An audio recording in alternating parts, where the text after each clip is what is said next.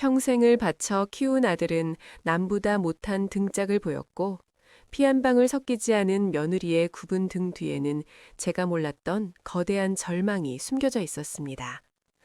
화려한 가짜들이 판치는 세상 속에서 가장 초라한 옷을 입고 내 곁에 와준 오랜 친구의 보라색 구두. 그 구두가 저를 그리고 무너져 가던 우리 가족을 다시 살게 할 줄은 그땐 정말 몰랐습니다.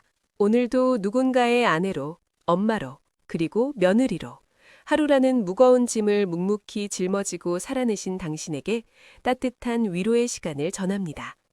영상 보시기 전에 구독과 좋아요 한 번씩 눌러주시면 제게 아주 큰 힘이 된답니다. 자, 그럼 오늘 준비한 이야기 속으로 함께 들어가 볼까요? 오명숙님의 사연, 지금 시작합니다. 달그락. 사기 그릇에 젓가락 끝이 부딪히는 소리가 오늘따라 유난히 크고 날카롭게 부엌의 공기를 갈랐습니다. 창밖으로는 제법 따스한 봄 햇살이 베란다 타일 위로 부서져 내리고 있었지만 식탁 위를 맴도는 공기는 한겨울의 살얼음 밤보다 더 차갑고 매서웠습니다. 맞은편에 앉은 며느리 정민이는 고개를 푹 숙인 채 밥알을 세듯 느릿느릿 사절을 움직이고 있었습니다. 세련된 오피스룩 셔츠에 빳빳한 깃 위로 드러난 정민이의 목덜미가 오늘따라 유난히 창백하고 야위어 보였습니다. 깔끔하게 하나로 묶어 올린 포니테일은 단정했지만 그 아래로 드리워진 얼굴에는 짙은 그늘이 내려앉아 있었습니다. 저는 애써 목청을 가다듬으며 목구멍으로 넘어가기 힘든 마른 반찬을 씹어 넘겼습니다. 내가 먼저 말을 건넸습니다. 정민아, 국이 좀 식었지. 데워줄 테니 이리 다오. 하지만 정민이는 내 눈을 피한 채 건조한 목소리로 짧게 대답했습니다. 아니요, 어머니, 괜찮습니다. 저 먼저 일어날게요. 그 애는 밥그릇을 반도 비우지 않은 채 자리에서 일어났습니다. 의자가 바닥에 끌리며 내는 둔탁한 마찰음이 마치 내 가슴을 긁고 지나가는 것만 같았습니다.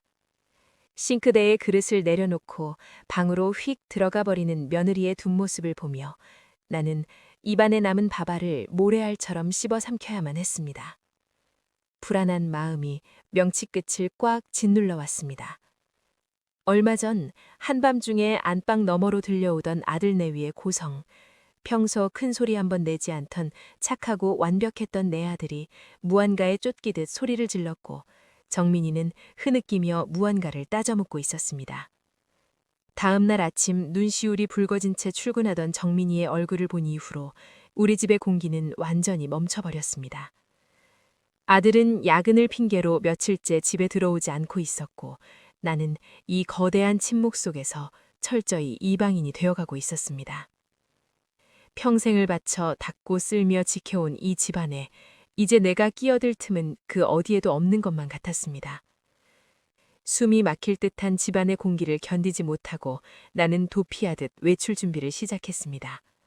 거울 앞에 앉아 늙어가는 얼굴 위로 곱게 분을 두드렸습니다. 눈가에 깊게 파인 주름 사이로 화장품이 뭉치는 것을 애써 손끝으로 펴바르며 나는 깊은 한숨을 토해냈습니다. 64년. 자식을 위해, 남편을 위해 동동거리며 살아온 세월의 흔적이 훈장처럼 얼굴에 남아 있었지만 오늘따라 그 주름이 너무나도 초라하고 원망스럽게 느껴졌습니다. 옷장을 열어 가장 아끼는 고급스러운 베이지색 캐시미어 가디건을 꺼내 입었습니다. 목에는 남편이 환갑 기념으로 사주었던 진주 목걸이를 걸고 단정한 회색 슬랙스로 멋을 냈습니다. 거울 속에 나는 누가 봐도 부족함 없이 자식 잘 키워낸 평온한 중산층 사모님의 모습이었습니다. 내 속이 이토록 까맣게 타들어가고 있다는 것은 아무도 모를 완벽한 위장이었습니다. 목적지는 시내 중심가의 화려한 고급 한정식 집이었습니다. 오늘은 여고 동창 모임이 있는 날이었습니다. 룸의 미닫이 문을 열고 들어서자마자 훅 끼쳐오는 진한 향수 냄새와 귀를 때리는 날카로운 웃음소리에 잠시 현기증이 일었습니다. 그 중심에는 늘 그렇듯 희선이가 있었습니다. 희선이는 화려한 호피무늬 블라우스에 주먹만한 금색 귀걸이를 찰랑거리며 테이블 한가운데 명품 로고가 선명하게 박힌 커다란 토트백을 보란듯이 올려놓고 있었습니다. 그녀는 사자갈기처럼 부풀린 강한 폼머리를 쓸어넘기며 목청을 높였습니다. 희선이가 입에 침을 튀기며 자랑을 늘어놓았습니다. 예, 우리 사이가 이번에 강남의 병원을 개업했잖니? 딸년이 하도 차를 바꿔달라고 졸라서 내가 눈 딱 감고 외제차 한 대 뽑아줬어. 자식 이기는 부모가 어딨니? 안 그래? 명숙이, 넌 아재 잘 지내지? 니네 며느리 요즘도 대기업 다녀? 갑자기 나에게로 쏠리는 시선들에 나는 등줄기로 식은땀이 흘러내리는 것을 느꼈습니다. 나는 애써 입꼬리를 올려 인자한 시어머니의 미소를 지어 보이며 대답했습니다. 응, 그럼 우리 정민이 요즘 승진 앞두고 바빠. 우리 아들도 회사 일로 정신없어. 거짓말. 새빨간 거짓말이 내 입술을 타고 흘러나왔습니다. 아들과 며느리가 무슨 일로 그토록 치열하게 싸웠는지, 왜 아들이 며칠째 집에 오지 않는지 나는 아무것도 몰랐습니다. 가족의 껍데기만 남은 채 속이 텅 비어버린 나의 현실을 들킬까봐 나는 자꾸만 물을 들이켰습니다. 희선이의 자식 자랑, 돈 자랑, 남편 자랑이 폭포수처럼 쏟아질수록 나는 군중 속에 홀로 버려진 외딴 섬이 된 것만 같았습니다. 이 화려한 밥상 앞에서 기름진 갈비찜을 씹으면서도 나는 자꾸만 아침 식탁에서 본 며느리의 창백한 목덜미와 그 아이가 남긴 식어버린 국그릇을 떠올라 가슴이 먹먹해졌습니다. 한평생 가족을 위해 희생하며 살아온 내 인생의 결론이 결국 아무것도 묻지도 참견하지도 못한 채 눈치만 봐야 하는 뒷방 늙은이의 신세인가 싶어 서러움이 북받쳐 올랐습니다. 견딜 수 없는 고독감이 밀려왔습니다. 자리를 박차고 일어나 도망치고 싶었지만 그럴 용기조차 없어 만지작거리고 있던 진주 목걸이의 차가운 감촉만이 내가 아직 이곳에 앉아 있다는 것을 증명해주고 있었습니다. 그렇게 숨막히는 시간들이 속절없이 흘러가고 있을 때쯤 룸의 미닫이 문이 조심스럽게 열렸습니다. 왁자지껄하던 희선이의 목소리가 잠시 멎었고 동창들의 시선이 일제히 문 쪽을 향했습니다. 그곳에는 영자가 서 있었습니다. 별다른 꾸밈 없이 하얗게 센 머리를 짧게 자른 소박한 숏컷. 영자의 모습은 한눈에 보기에도 이 화려한 공간과는 이질적이었습니다. 유행이 한참 지난 색바랜 남색 누비 점퍼를 입고 목에는 날띠낡은 작은 꽃무늬 스카프를 단정하게 두르고 있었습니다. 화장기 하나 없는 맨얼굴에는 삶의 풍파를 온몸으로 견뎌낸 사람 특유의 단단함이 서려 있었지만 입가에는 타인을 넉넉히 품어주는 고요하고 따뜻한 미소가 번져 있었습니다. 영자가 멋쩍은 듯 웃으며 말했습니다. 길이 좀 막혀서 늦었네. 미안해. 다들 잘 지냈어? 희선이는 위아래로 영자의 옷차림을 훑어보더니 입술을 삐죽이며 툭 내뱉었습니다. 어머, 영자. 너는 그 잠바떼기를 몇 년을 입는 거니? 동창회 오는데 화장이라도 좀 하고 오지. 그래, 니네 식당 일은 좀 어때? 아직도 무릎 아프다며 서빙해? 희선이의 날선 말씨에도 영자는 그저 빙그레 웃을 뿐이었습니다. 영자는 빈자리를 찾다가 주저없이 구석에 웅크리고 앉아있던 내 옆자리로 다가와 가만히 엉덩이를 붙였습니다. 그녀가 내 옆에 앉는 순간 묘하게 마음이 가라앉는 평온함을 느꼈습니다. 영자가 의자를 당겨 앉을 때 식탁 아래로 그녀의 발끝이 살짝 드러났습니다. 투박한 점퍼와는 어울리지 않게 영자의 발에는 유난히 깨끗하게 닦인 보라색 스웨이드 구두가 신겨져 있었습니다.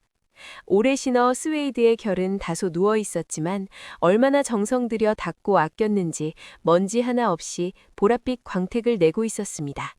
그 신발을 보는 순간 잊고 있던 과거의 파편 하나가 뇌리를 스치고 지나가는 듯했지만 너무 오래된 기억이라 정확히 형태를 잡지 못한 채 연기처럼 흩어져 버렸습니다. 음식이 새로 나오고 다시금 희선주도의 시끄러운 수다가 시작되었습니다. 나는 애써 웃음을 유지하려 했지만 속에서 올라오는 체기 때문에 가슴을 자꾸만 주먹으로 콩콩 두드렸습니다. 그때 테이블 아래로 거칠고 따뜻한 손 하나가 뻗어와 내 떨리는 두 손을 가만히 포개어 쥐었습니다. 깜짝 놀라 고개를 돌리니 영자가 밥을 먹다 말고 나를 물끄러미 바라보고 있었습니다. 영자의 눈빛은 아무것도 묻지 않았습니다. 왜 얼굴이 그렇게 상했는지, 왜 최고급 캐시미어를 입고서도 벌벌 떨고 있는지, 며느리와 아들 사이에 무슨 일이 있는 건지. 영자는 그 어떤 질문도 입 밖으로 꺼내지 않았습니다. 그저 굳은 살이 단단하게 박힌 그녀의 손바닥이 내 차가운 손등을 덮어주었을 뿐입니다. 영자가 내 귀에 대고 조그맣게 속삭였습니다. 명수가 속이 많이 안 좋지. 얼굴이 하얗게 질렸어. 억지로 앉아있지 마라. 우리 잠깐 나가서 바람 좀 쐴까? 그 한마디에 아침부터 켜켜이 쌓아 올렸던 내 마음속의 단단한 둑이 와르르 무너져 내리는 것을 느꼈습니다. 내 괜찮은 척하는 위장을 단숨에 간파한 사람. 64년 인생 동안 늘 강한 척, 문제없는 척 살아왔지만 사실은 누구보다 지치고 외로웠던 내 속내를 유일하게 알아준 사람. 나는 목구멍까지 차오르는 울음을 꾹 삼키며 말없이 고개를 끄덕였습니다. 우리는 화려한 자식 자랑이 난무하는 그 방을 도망치듯 빠져나왔습니다. 희선이가 등 뒤에서 벌써 가게? 밥도 다 안 먹고! 라며 소리치는 것이 들렸지만 나는 뒤도 돌아보지 않았습니다. 식당을 벗어나 따뜻한 봄 햇살이 내리쬐는 길거리로 나오자 비로소 막혔던 숨이 터져나오는 것 같았습니다. 걷는 내내 영자는 내 손을 놓지 않았습니다. 그녀의 손에서 전해지는 뭉툭하지만 다정한 온기가 겨우내 얼어붙었던 내 가슴의 한기를 천천히 녹여내고 있었습니다.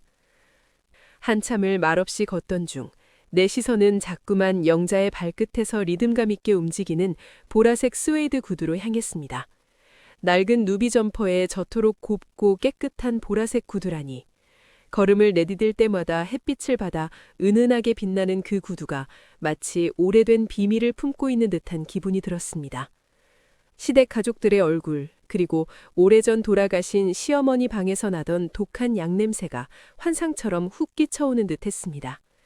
가슴 깊은 곳에서 알 수 없는 뻐근함이 밀려왔습니다. 영자가 나를 이끌고 향한 곳은 식당 근처의 작고 조용한 공원 벤치였습니다. 공원의 벤치는 아직 봄의 초입이라 그런지 차가운 기운을 품고 있었습니다. 하지만 내 옆에 앉은 영자의 어깨가 내 어깨와 맞닿아 있어 그 작은 온기만으로도 충분한 위로가 되었습니다. 바람이 불 때마다 영자의 낡은 꽃무늬 스카프가 가볍게 흩날렸고 우리 앞에는 아직 채 피지 못한 앙상한 나뭇가지들이 긴 그림자를 드리우고 있었습니다. 한참을 아무 말 없이 하늘만 올려다보던 영자가 먼저 무거운 침묵을 깼습니다. 영자가 깊은 숨을 내쉬며 나지막히 말했습니다. 나이 드니까 참 쓸쓸하다, 그치? 애들 다 키워놓으면 편해질 줄 알았는데 빈 둥지에 덩그러니 남겨지니까 내가 평생 뭘 위해 이렇게 아등바등 살았나 싶기도 하고 네 얼굴 보니까 꼭 내 마음 보는 것 같아서 가슴이 아프더라. 그 한마디에 결국 꾹 참았던 눈물이 볼을 타고 흘러내렸습니다. 나는 주름진 손등으로 눈물을 훔치며 아침 식탁에서의 일과 최근 며느리 정민이와의 서먹해진 관계를 털어놓기 시작했습니다. 아무도 내 자리를 인정해주지 않는 것 같은 박탈감, 나를 밀어내는 듯한 며느리의 차가운 시선, 그리고 중간에서 침묵하는 아들에 대한 원망. 내 입에서는 지난 수십 년간 며느리로서 겪었던 서름이 이제는 시어머니가 되어 느끼는 철저한 외로움으로 변모하여 쏟아져 나왔습니다. 내가 정민이를 얼마나 아꼈는데, 내가 어떻게 이 집안을 일으켜 세웠는데. 쏟아내는 말들 끝에는 결국 나 자신의 옹졸함과 피해의식만이 앙상하게 남아있음을 내 스스로도 느끼고 있었습니다. 나의 긴 푸념을 잠자코 듣고 있던 영자는 자신의 발끝에 있는 보라색 스웨이드 구두를 가만히 내려다보았습니다. 그리고 조용히 내가 전혀 예상치 못한 이야기를 꺼내기 시작했습니다. 영자가 보라색 구두를 매만지며 말했습니다. 명수가, 넌 이 구두 기억 안 나지? 30년 전쯤인가? 너희 시어머니가 돌아가시기 전에 주셨던 구두야. 그때 우리 남편 사원망에서 길거리에 나앉게 생겼을 때 내가 너한테 돈 빌리러 너희 시댁까지 찾아갔었잖니. 순간 둔기로 머리를 맞은 듯 과거의 기억이 선명하게 살아났습니다. 30년 전, 갓 태어난 아들을 업고 시부모님을 모시며 종종거리던 시절. 남편의 빚 보증으로 영자가 야반도주하듯 우리 집 앞을 찾아왔던 그 추운 겨울밤. 그때 나는 혹독하고 무서운 시어머니의 눈치가 보여 영자에게 따뜻한 밥 한 끼 먹이지 못하고 10,000원짜리 몇 장을 쥐어주며 매몰차게 돌려보냈었습니다. 그 후로 오랜 세월 죄책감에 시달렸지만 영자는 어느 순간 동창회에 다시 나타났고 우리는 과거를 묻어둔 채 지내왔습니다. 영자가 눈시울을 붉히며 말을 이었습니다. 그날 밤 대문 밖에서 울고 있는 나를 너희 시어머니가 부르셨어. 네가 알면 혼날까봐 몰래 뒷문으로 부르시더니 꼬깃꼬깃 모아둔 비상금 봉투랑 한 번도 안 신은 이 보라색 구두를 내어주시더라. 아가씨, 여자 인생이 참 모질고 추워. 이럴 때일수록 발은 따뜻하게 좋은 신발 신고 꼿꼿하게 걸어야 해. 명숙이 독해서가 아니라 지 새끼 지키려다 보니 저리 모진 거니 용서해라 하시면서 나는 숨을 멈췄습니다. 30년간 단 한 번도 알지 못했던 시어머니의 그림자. 늘 깐깐하고 독한 말만 내뱉던 호랑이 같던 나의 시어머니. 며느리인 나를 쥐잡듯 잡으면서도 내 친구의 처진 어깨를 차마 그냥 보내지 못해 몰래 비상금과 새 구두를 쥐어주셨던 그분. 시어머니 방에서 늘 진동하던 씁쓸하고 독한 양냄새 뒤에 숨겨져 있던 같은 여자로서의 깊은 연민과 한. 영자가 30년 동안 이 보라색 구두를 버리지 않고 유난히 깨끗하게 닦아 신었던 것은 바로 그 모진 세상 속에서 받은 유일하고도 따뜻한 구원의 증표였기 때문입니다. 영자가 내 어깨를 감싸 안으며 덧붙였습니다. 명수가, 엄마라는 자리는 다 그런 것 같아. 지 새끼, 지 가족 지키려고 모진 척, 차가운 척, 악역을 자처하는 거. 너희 시어머니가 나한테 그러셨듯 지금 네 며느리 정민이도 어쩌면 무언가를 필사적으로 지키려고 저렇게 차가워진 걸지도 몰라. 속지 마. 차가운 얼굴 뒤에 너보다 더 떨고 있는 어린 여자가 있을지도 모르잖아. 그 순간 내 머릿속에 번개처럼 무언가가 스치고 지나갔습니다. 정민이의 야윈 어깨, 며칠 밤낮을 방에 틀어박혀 무언가를 미친 듯이 타자치던 소리. 밥을 먹지 못한 게 아니라 밥이 넘어가지 않아 억지로 삼키사다 실패했던 그 창백한 목덜미. 나는 며느리의 차가운 태도를 나와의 기싸움 혹은 시어머니에 대한 무시로만 치부해버렸습니다. 내가 받은 상처만 크다며 정민이의 등 뒤에 숨겨진 진실을 들여다볼 생각조차 하지 않았던 것입니다. 아들과의 고성, 그리고 아들의 잠적, 그 모든 것이 가리키는 진실은 결코 정민이의 반항이 아니었습니다. 무언가 거대한 해일이 우리 가족을 덮쳤고 정민이는 그 해일을 온몸으로 막아내고 있었던 것입니다. 마음이 미친 듯이 다급해졌습니다. 당장 집으로 가야 했습니다. 집으로 돌아오는 택시 안에서 나는 몇 번이나 가슴을 쓸어내렸는지 모릅니다. 도어락을 열고 들어선 집안은 늦은 오후에 어스름이 깔려 스산할 정도로 고요했습니다. 훅 끼쳐오는 텅 빈 집안의 공기가 유난히 차갑게 느껴졌습니다. 신발장을 보니 아침에 출근했던 정민이의 구두가 흐트러진 채 널브러져 있었습니다. 반차를 내고 일찍 들어온 모양이었습니다.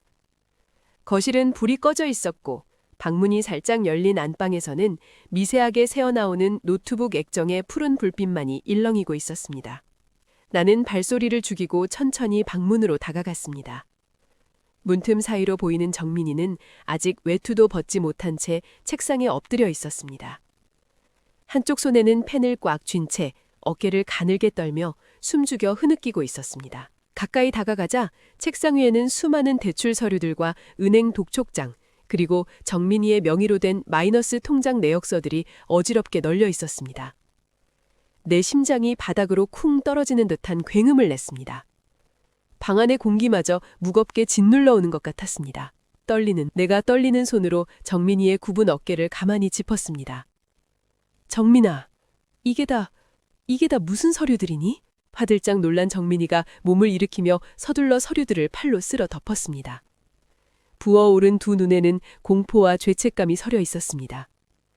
평소에 그 합리적이고 차갑던 며느리의 모습은 온데간데 없고 잔뜩 겁에 질린 어린아이 같았습니다. 정민이가 떨리는 목소리로 변명하듯 말했습니다.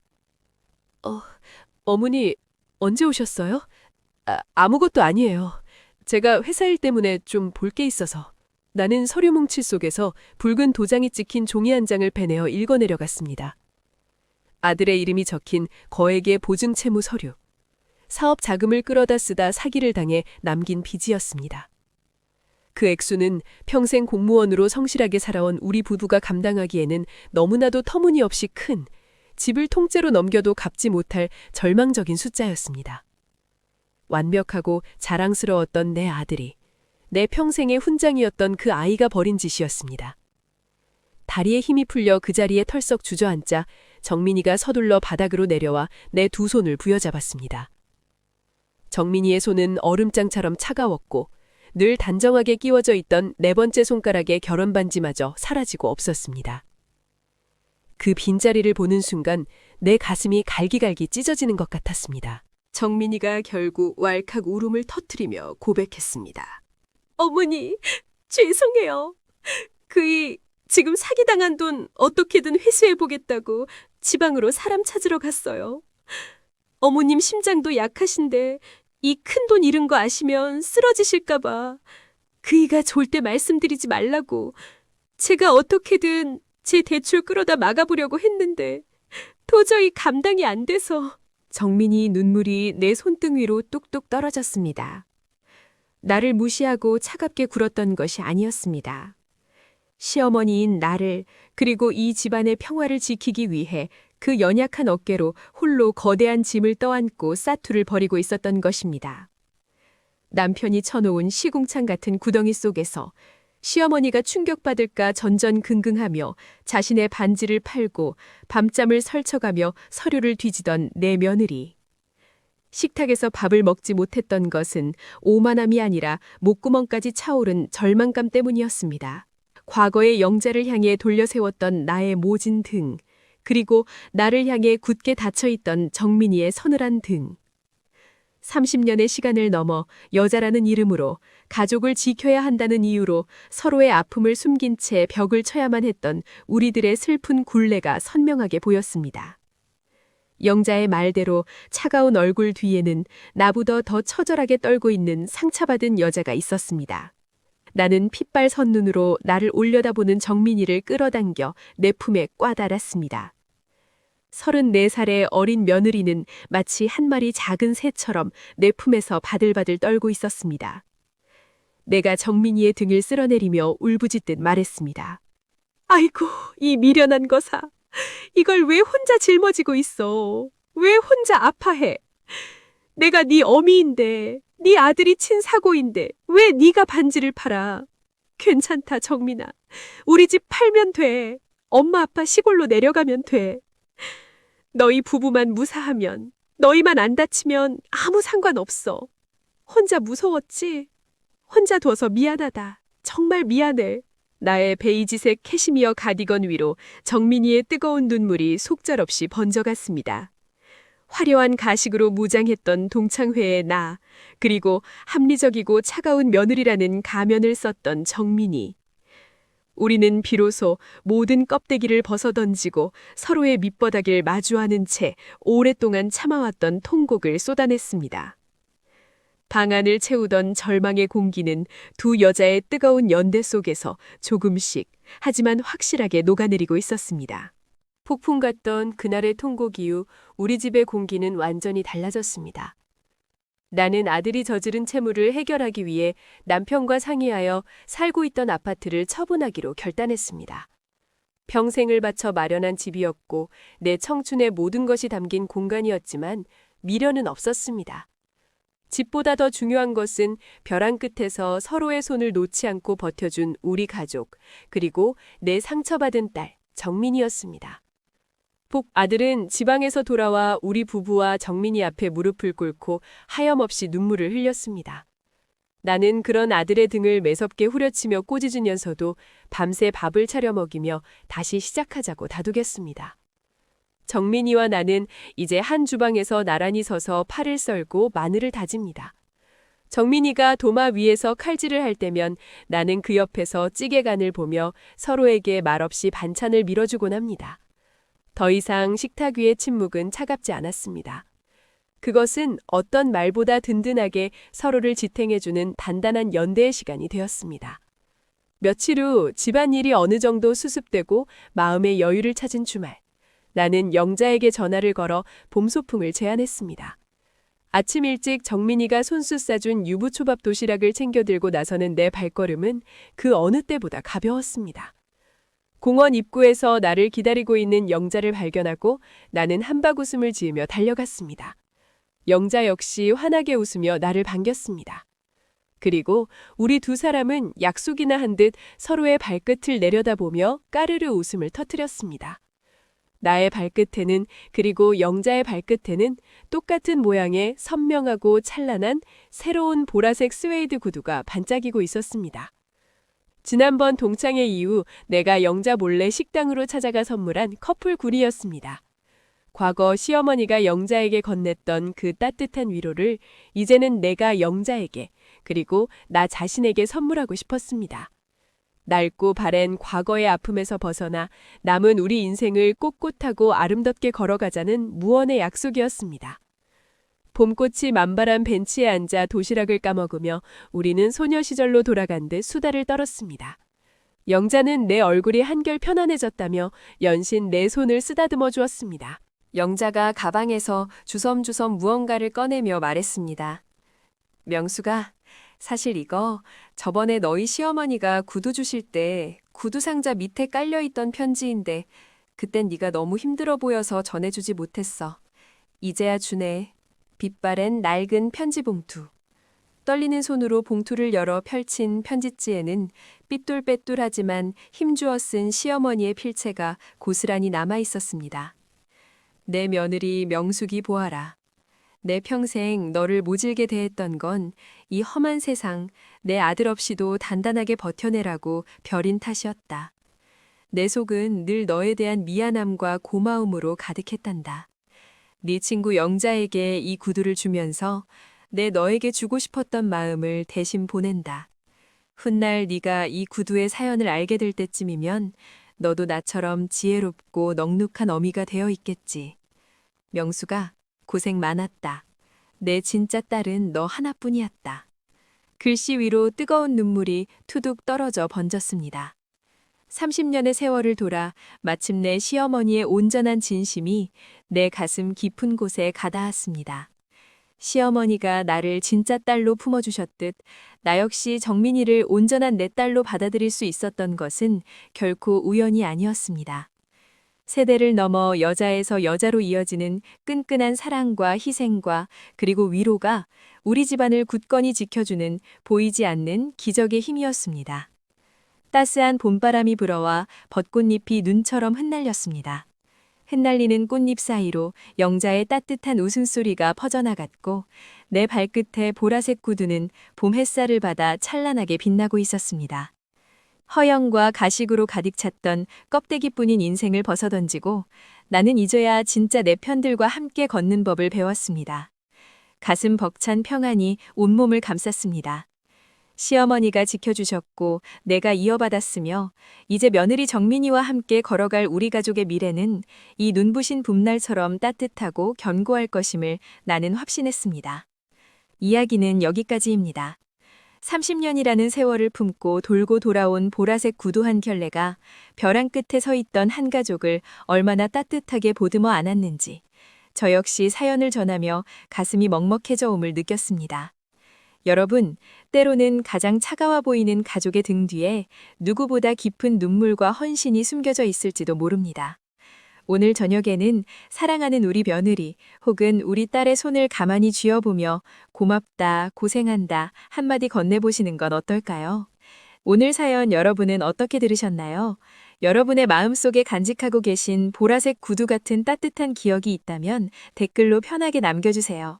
여러분의 댓글 하나하나가 저에게는 참 큰 위로가 된답니다. 다음 시간에도 우리네 가슴을 울리는 진솔하고 따뜻한 이야기로 다시 찾아오겠습니다. 오늘 밤도 평안하게 푹 주무시길 바랍니다.